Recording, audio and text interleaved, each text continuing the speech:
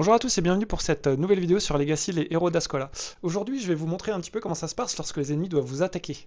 La première chose à savoir, c'est que la manière dont les ennemis doivent être joués, c'est indiqué sur leur carte. Les ennemis doivent utiliser toutes leurs actions et ils vont en général attaquer le personnage le plus proche. C'est pas une généralité parce que, par exemple, il y a certaines techniques, notamment justement la technique de sophisme du milicien, celle-ci, qui force les ennemis à attaquer le joueur qui a utilisé ces techniques. Donc là, typiquement, normalement, le gobelin devrait aller attaquer le Christide, qui est là juste plus près. Mais comme le troll a utilisé la technique de sophisme, le gobelin va aller attaquer le troll. Si un héros qui pris pour cible s'enfuit du combat, alors l'ennemi n'a plus aucun intérêt sur lui. Il va attaquer l'autre héros qui est encore engagé en combat.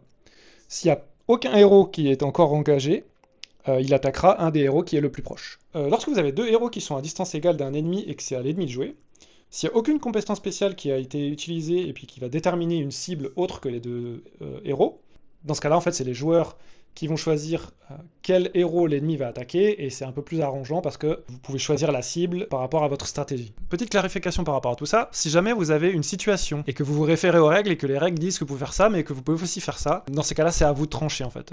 Le jeu est assez difficile comme ça, on veut pas que vous passiez trop de temps à réfléchir aux règles. N'oubliez pas quand même que le principal objectif dans le jeu, c'est de s'amuser. Donc si vous avez des règles qui sont un peu ambiguës ou vous n'êtes pas vraiment sûr, vous pouvez faire comme ça vous arrange. Si ça peut vous permettre d'éviter des interruptions et de rendre le jeu un petit peu plus fluide, bah faites-vous plaisir.